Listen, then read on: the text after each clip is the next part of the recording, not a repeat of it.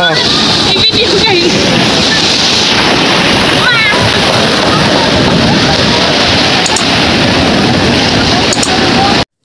Hello!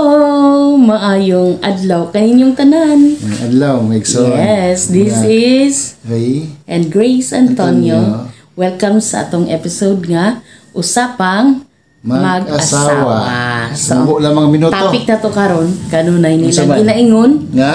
ang magtiayon, Ang magtiayon sa nato. magkadugay, Magkadugay. magkaway lami. Oo ba? So sa imo ha daw, sa imo ang ikasultibahin ni ana nga ang magtiayon daw magkadugay, magkaway lami. Murag nagkalami man ako ang naong. No? Kami sa Inspired sa imo ha. Okay, Sige don't bitawon sa tayo. may Don't imo sa ikasulti ana. Sa mo ka chancing kay kasako aba. Sige. Ang magtiayon, kung atong paminawon ang matag-usa, mabahin na siya. Naimingon nga, apan alang ko, ang atong topic man kung gisgutan is, kung magkalugay, way lami. O yun kaway igsoon. Kung ang partner ko ng asawa ba na, kung magkalugay, way magkaway lami lami. na daw. Gano'n man na. But lang ka ha. Wala ka lami sa kuwan. Ako man vice versa. So, kana siguro ginapaundayunan lang na nila. Kay sa kami niyoon manggod. Tinuod jud na nga pagsugod, labing jud na kayo. Di yung kumutuan ng magtiayon Kailang na. minyo na. Bagong minyo nga magsigig Sige. away. Sige. Ang tinuod ana nga kuan kay ang realidad manggod sa kami niyoon. Dili lang man pareho sa anang magsugod pata sa ato ang pamilya tungod kay kana manggod nga stage wala pa kaayo tay ma-encounter nga mga problema sa tuang tinuod magkaon. Yes. But later on, pag magkadugay na, munang gingon nila nga magkaway lami tungod kay daghan na taog agian sa tuang kinabuhing magtiayon. Unang-una diha kanang nanatay anak, magsigig kasakit atong anak, syempre problema na siya. Muna dapat ang hunahon sa mga nagplano og minyo, labi na nga wa pay insakto nga trabaho. Problema ang atong mahiaguman tungod kay sa diha nga dunay anak unya magsigig kasakit, diha na magsugod ang problema. And once na ay problema, diha na magsugod og aburido ang ulo sa magtiayon. Na may problema ang pamilya. Yes. Pero dili jud malikayan bisag unsaon na to nga di ta magpadala sa problema.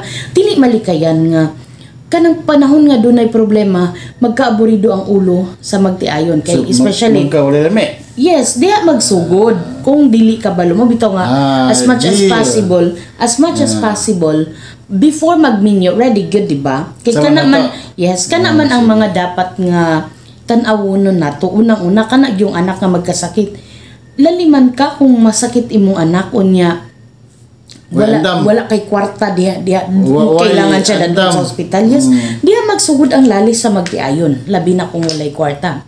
Another one is kanang mahutdan ta og konsumo bugas.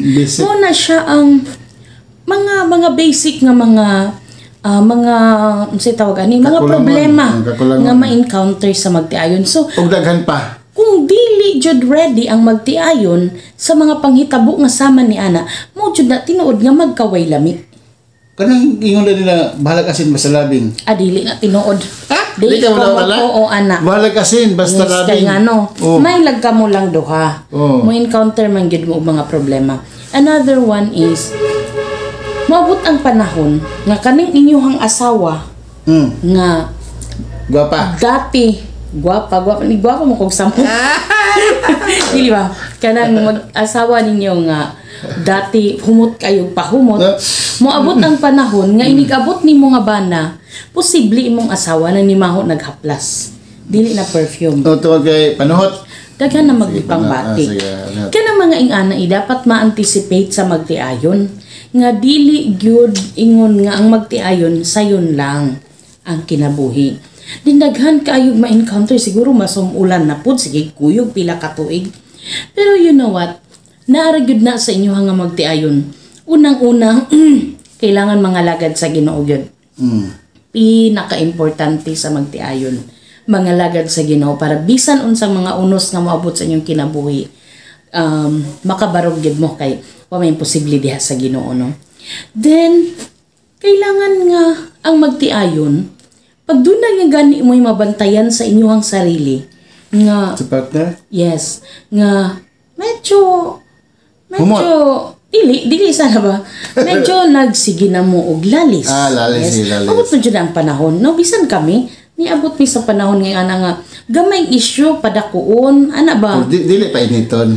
Pero Walay kalayo kami mismo sa among kaugalingon makabantay ni nga mo na ko nga murag na sagunson ta og away wala nagpaaway murag na sagunson ta og away siya pod makabantay pod siya nga tag-as na lagi kaayo tagtingog sa usag-usa.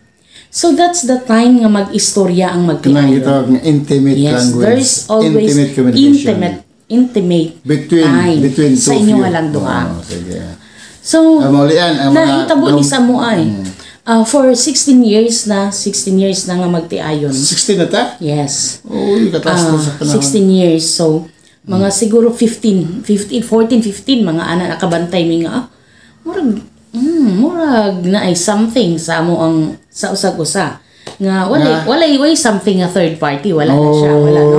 Of course kay pinaagi pud sa grasya sa Dios, no?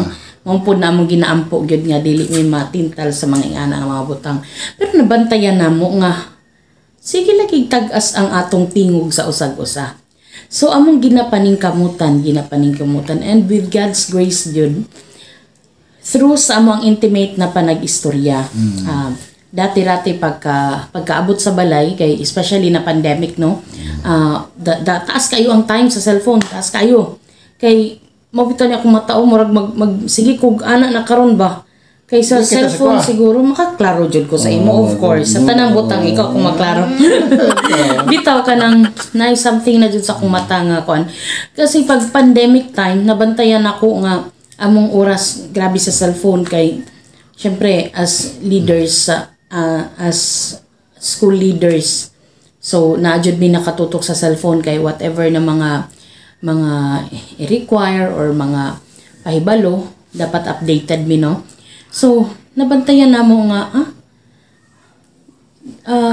naay mga lalis-lalis and then mo to nga giano na mo kung kuan pa gi-repair na mo ang mga dapat i-repair. So nagsabot mi nga bawasan ang time sa cellphone bisag namang gyud mga trabaho, no? Pero nami time na mag-istorya gyud kada hapon. Muna yung mga hinungdan nga bisa pag magkadugay mawala ang kanang gitawag na tong kalaay. Among gitry na mo. And by God's grace nawala na to siya. Nga gamay mura naman ta atong iring og iro, no? Mga teenager. Charmer mga teenager bito ni agi mi ana. Pero nabantayan gyud namo pinaagi sa grasya sa Dios, nakabantay mi sa among sarili. Kami ra pod mismo ang nag-evaluate sa among kaugalingon nga. Unsa jud ay hinungdan? Nag-validate. Yes, nagsimeya. Unsa jud ay ang mga hinungdan nganong sige taglalis-lalis. Kung may tabo pag human sa ingala nga pulong may tabo ang gitawag og adjustment. Yes, and adjustment. So nangayo siya nangayo pong sorry. Kay nadyo'y mga panahon dahil nga sama ni ato. And then gi-repair na mo ang among relasyon. And then of course naningkamot mi nga ma-build na pod. So karon mura na pod mi kuya. Yes. At least narinyo ang ang gugma sa usag-usa. Tinood na siya, no? Dili jud na siya char. Na po uyab. Balik ba so, naano di ay jud sa to, pinagi sa tabang sa atong labaw makagagawa. Of course, prayer. Naga-pray jud mi sa usag-usa. Kay awan mo na kayan sa matag pamilya, matag ayon nga magkadugay way lami. So, ang bato lagi mo manggudo na siya. Dapat ang tama jud unta magkadugay, magkalami. Siya dapat. Kasi dili ko di jud na ko malimtan katong giingon sa pastor nga nagkasal sa amo. Ayaw daw mo kakilig anang uyab. Ayaw mo kakilig sa mga bag-ong ninyo. Dito daw mo kakilig sa dugay na kaayong nagninyo nga sweet gihapon. Asa na tamamutan diya? Wala pa ta. Sige. Ako siguro ka nang gingon nila. Dugay na daw. Kung tayo ay matanda na, Sana'y di tayo magbago. Kailanman, nasaan man, ito ang pangarap ko. Kana unta no? Kanang kahit maputi na ang Kahit buhok wala ko, na akong buhok, kahit wala ka ng buhok. Ikaw ang aking mamahalin. Yes. Kana lang siguro ang atong usapang mag-asawa. Ayaw mong tuuan ang magkadugay, magkaway lami. Dapat ang mag-asawa magkadugay, magkalami. So, thank you so much for watching. Bye-bye. And bye-bye. This is Ray And Grace Antonio, Antonio. please don't forget to subscribe our channel, guys. God bless everyone.